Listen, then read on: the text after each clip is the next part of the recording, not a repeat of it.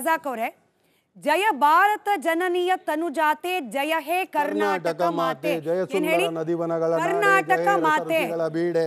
ಈ ರೀತಿಯಲ್ಲಿ ಕನ್ನಡವನ್ನ, ಕರ್ನಾಟಕವನ್ನ ಮಾತೆ, ತಾಯಿ ಅಂದದ್ದು, ಕನ್ನಡಾಂಬೆ ಅಂದದ್ದು, ಭುವನೇಶ್ವರಿ ಅಂದದ್ದು ಅಲ್ಪಸಂಖ್ಯಾತರಾಗಿ ಯಾವತ್ತಾದ್ರೂ ಅಬ್ದುಲ್ ರಜಾಕ್ ಅವರಿಗೆ ಅಥವಾ ನಿಮ್ಮ ಕುಟುಂಬಸ್ಥರಿಗೆ ಕನ್ನಡ ಕಲಿಕೆಗೆ ಅಡ್ಡಿಯಾಗಿದೆಯಾ?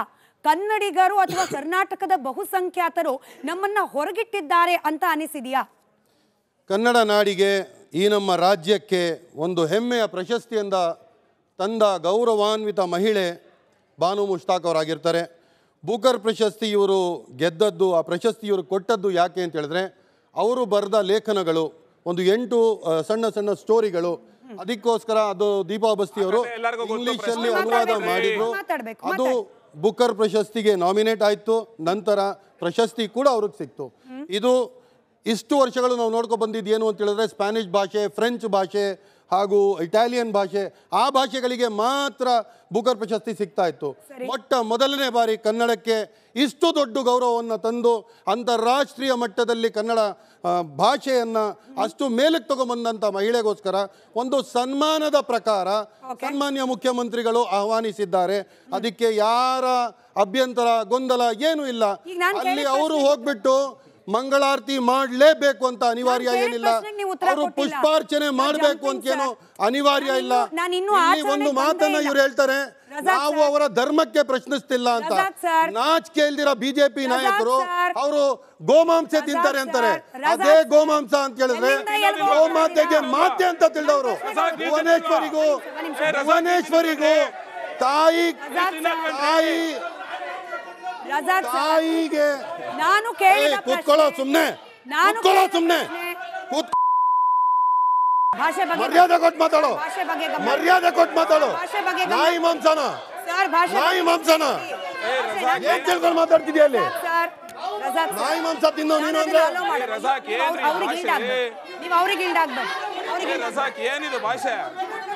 ಕೂತ್ಕೊಳ್ಳೋ ಸುಮ್ನೆ. ನಾಯಿ ಮಾಂಸ ಗಿಂಸ ಎಲ್ಲ ಮಾತಾಡ್ಬಾರ್ದಿಲ್ಲಿ. ನಾಯಿ ಮಾಂಸ ಗಿಂಸ ಎಲ್ಲ ಮಾತಾಡ್ಬಾರ್ದಿಲ್ಲಿ.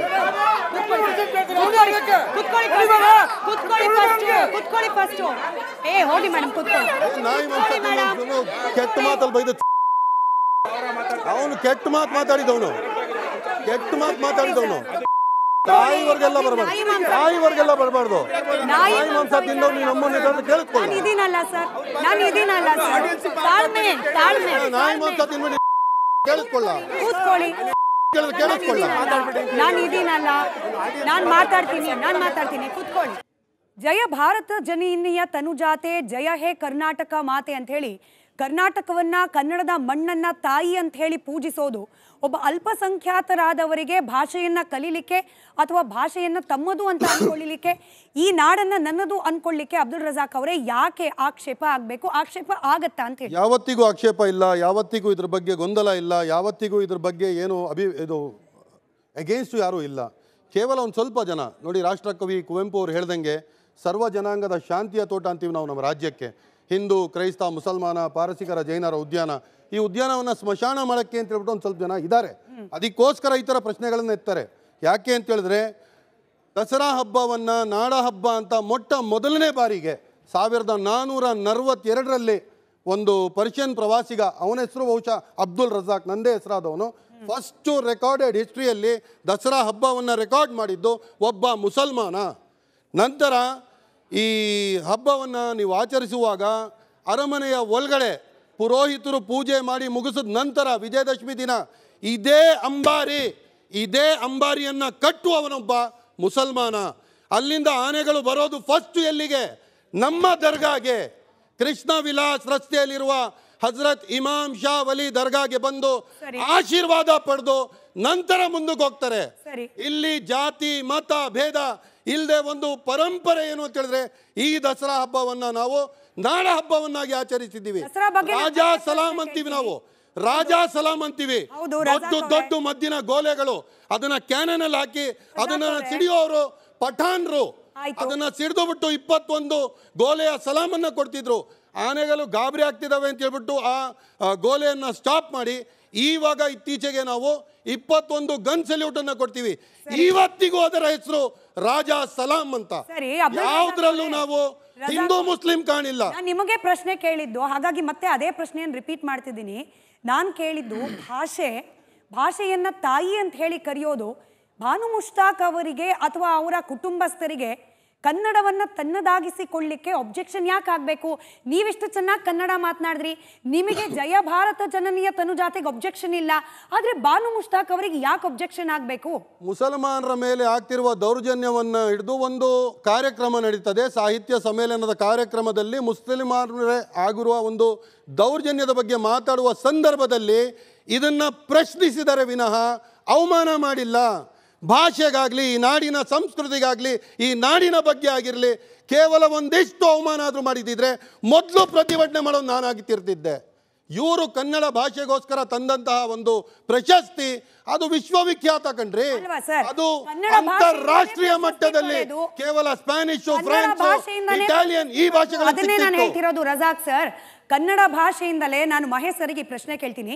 ಕನ್ನಡ ಭಾಷೆಯ ಕೃತಿಯಿಂದಲೇ ಪ್ರಶಸ್ತಿಯನ್ನು ಪಡೆದ ಬಾನು ಮುಷ್ತಾಕ್ ಅವರು ಪ್ರಶಸ್ತಿ ಸಿಗೋದಕ್ಕೆ 1 ವರ್ಷದ ಮುಂಚೆ ಅಥವಾ 1.5 ವರ್ಷದ ಮುಂಚೆ ಕನ್ನಡವನ್ನ ನನ್ನದಾಗಿಸಿಕೊಳ್ಳಿಕ್ಕಾಗ್ತಾ ಇಲ್ಲ, ನನ್ನನ್ನು ಹೊರಗಿಡಲಾಗಿದೆ, ಕನ್ನಡವನ್ನ ಹಾಗೆ ಕರ್ನಾಟಕವನ್ನ ಒಂದು ಬಹುಸಂಖ್ಯಾತರ ಧಾರ್ಮಿಕ ಪದ್ಧತಿಯ ಜೊತೆಯಲ್ಲಿ ಜೋಡಣೆ ಮಾಡಿರೋದು ಅಲ್ಪಸಂಖ್ಯಾತರ ಹೊರಗಟ್ಟುವಿಕೆ ಅಂತ ಹೇಳೋ ಮೂಲಕ ಈ ಮಾತೇ ಈಗ ವಿವಾದಕ್ಕೆ ಕಾರಣವಾಗ್ತಾ ಇರೋದು. ಮೇಡಮ್, ನಾನು ಹೇಳೋದೇನೆಂದರೆ, ಬಾನು ಮುಷ್ತಾಕ್ ಅವರೊಬ್ಬರು ಕನ್ನಡ ಲೇಖಕಿನೇ. ಕನ್ನಡದಿಂದ ಅವ್ರನ್ನ ಯಾರೂ ದೂರ ಇಟ್ಟಿಲ್ಲ. ಯಾಕಂದರೆ ಕನ್ನಡ ಕಲ್ತಿದ್ದಾರೆ, ಕನ್ನಡ ಬರೆದಿದ್ದಾರೆ, ಕನ್ನಡವನ್ನು ಅಂತಾರಾಷ್ಟ್ರೀಯ ಮಟ್ಟಕ್ಕೆ ತಲುಪಿಸಿದ್ದಾರೆ. ಅವರು 2023ರಲ್ಲಿ ಆಡಿರ್ತಕ್ಕಂಥ ಮಾತು ಭುವನೇಶ್ವರಿ ಅಂತಕ್ಕಂಥ ಪದ ಕನ್ನಡದ ಬಗ್ಗೆ ಅಲ್ಲ. ನಾನು ಅರ್ಥ ಮಾಡ್ಕೊಂಡಿರೋದು ಭುವನೇಶ್ವರಿಯನ್ನು ಕನ್ನಡ ಭಾಷೆ. ನಾನು ಕಳೆದ ಡಿಬೇಟಲ್ಲೂ ಹೇಳಿದ್ದೆ, ಭುವನೇಶ್ವರಿ ಅಂದರೆ ಕನ್ನಡ ತಾಯಿ. ಕನ್ನಡ ತಾಯಿ ಅಂದರೆ ಎಲ್ರಿಗೂ ಆಗುತ್ತೆ. ಭುವನೇಶ್ವರಿ ಅಂತಿದ್ದಂಗೆ ಈಶ್ವರಿ ಅಂತಿದ್ದಂಗೆ ಒಂದು ಧರ್ಮದ್ದೇನೋ ನನಗಲ್ಲವೇನೋ ಅಂತಕ್ಕಂಥದ್ದು ನೋವಿದೆ ಅಂತಕ್ಕಂಥ ಮಾತನ್ನು ಅವ್ರು ಆಡಿದ್ದಾರೆ. ನನ್ನ ರಿಕ್ವೆಸ್ಟ್ ಏನು ಅಂದರೆ, ಈ ಡಿಬೇಟಲ್ಲಿ ಆರಾಮಾಗಿ ಚರ್ಚೆ ಮಾಡೋಣ. ಯಾಕೆಂದರೆ ಇದು ನಾವು ಸತ್ಯವನ್ನು ಆಚೆ ಹಾಕಬೇಕಷ್ಟೇ. ಇಲ್ಲಿ ಯಾರು ಗೆಲ್ಲಬೇಕು, ಯಾರು ಸೋಲಬೇಕು ಅನ್ನೋದಕ್ಕಿಂತ ಮುಖ್ಯವಾಗಿ ನಾಡಿನ ಜನಕ್ಕೆ ಸತ್ಯವನ್ನು ಅರ್ಥ ಮಾಡಿಸ್ಬೇಕು. ಫೈನಲ್ ಆಗಿ ಒಂದು ಸೌಹಾರ್ದಯುತವಾಗಿ ಈ ಎಲ್ಲ ಕಾರ್ಯಕ್ರಮಗಳು ಆಗಬೇಕು ಅಂತಕ್ಕಂಥದ್ದು. ನನಗೆ ಒಂದು ತಕರಾರು ಏನು ಅಂದರೆ, ಯಾವುದೇ ಸಂದರ್ಭದಲ್ಲಿ ಯಾವುದೇ ಇವೆಂಟ್ಸ್ ಬಂದಾಗ್ಲೂ ಕೂಡ ಆ ವ್ಯಕ್ತಿ ಯಾವ ಜಾತಿಯವನು, ಯಾವ ಧರ್ಮದವನು ಅಂತ ನೋಡ್ತಕ್ಕಂಥದ್ದು ಇದೆಯಲ್ಲ, ಇದೇ ನಮ್ಮ ಭಾರತೀಯತೆಗೆ ದೊಡ್ಡ ಕೊಡಿಲಿ ಪೆಟ್ಟನ್ನು ಕೊಡ್ತಾ ಇದೆ. ದಲಿತ ಲೇಖಕ ಅಂತ ಕರೆಯೋದು, ಮುಸ್ಲಿಂ ಲೇಖಕಿ ಅಂತ ಕರೆಯೋದು. ಇದು ನೋಡಿ, ದಲಿತ ಕವಿ ಸಿದ್ಧಲಿಂಗಯ್ಯ, ದಲಿತ ಬರಹಗಾರ ದೇವನೂರು ಮಾದೇವ ಅಂದಂಗೆ ನಾವು ಬ್ರಾಹ್ಮಣ ಕವಿ ಅಂತ ಕರೆಯಲ್ಲ, ಲಿಂಗಾಯತ ಕವಿ ಅಂತ ಕರೆಯಲ್ಲ, ಒಕ್ಕಲಿಗ ಕವಿ ಅಂತ ಕರೆಯಲ್ಲ. ಕವಿ ಅಂದರೆ ಕನ್ನಡ ಕವಿ, ಬರಹಗಾರ ಅಂದರೆ ಕನ್ನಡ ಬರಹಗಾರ. ಅವರು ಬಾನು ಮುಷ್ತಾಕ್ ಕನ್ನಡ ಲೇಖಕಿ, ಕನ್ನಡವನ್ನು ಅಂತಾರಾಷ್ಟ್ರೀಯ ಮಟ್ಟಕ್ಕೆ ಏರಿಸಿದ್ದಾರೆ, ಅದಕ್ಕೆ ಗೌರವ ಇದೆ. ನನ್ನ ತಕರಾರು ಏನು ಅಂತ ಹೇಳಿದ್ರೆ ಇಲ್ಲಿ ನೇರವಾಗಿ, ಮೇಡಮ್, ಇದು ಸರ್ಕಾರ ಮಾಡ್ತಾ ಇರ್ತಕ್ಕಂಥ ಹಬ್ಬ. ಇದು ನಾವು ಮನೇಲಿ ಮಾಡ್ಕೊಳ್ತಕ್ಕಂಥ ಹಬ್ಬಗಳು ಬೇರೆ, ಇದು ಮುಖ್ಯಮಂತ್ರಿಗಳು ಕರೆದಿರ್ತಕ್ಕಂಥದ್ದು. ಸರ್ಕಾರ ಮಾಡ್ತಾ ಇರ್ತಕ್ಕಂಥ ಹಬ್ಬ, ಇದು ಪ್ರಜಾಪ್ರಭುತ್ವ.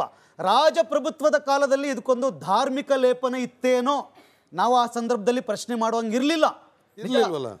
ಇದು ಪ್ರಜಾಪ್ರಭುತ್ವದಲ್ಲಿ ಸರ್ಕಾರ ಮುಂದೆ ನಿಂತು ಹಬ್ಬವನ್ನು ಮಾಡುವಾಗ ಭಾರತ ದೇಶದ ಅಥವಾ ಕರ್ನಾಟಕದ ಯಾರನ್ನ ಬೇಕಾದ್ರೂ ಉದ್ಘಾಟನೆಗೆ ಕರೆಯುವಕ್ಕೆ ಸರ್ಕಾರದಲ್ಲಿ ಅವಕಾಶ ಇದೆ. ಈಗ ಸಮಸ್ಯೆ ಏನು, ಬಾನು ಮುಷ್ತಾಕ್ ಮೇಡಮ್ ಅವರು ಕನ್ನಡವನ್ನ ಭುವನೇಶ್ವರಿಯನ್ನ ಒಪ್ಪಲಿಲ್ಲ ಅಂತಕ್ಕಂಥದ್ದು. ಇಲ್ಲಿ ಚಾಮುಂಡೇಶ್ವರಿ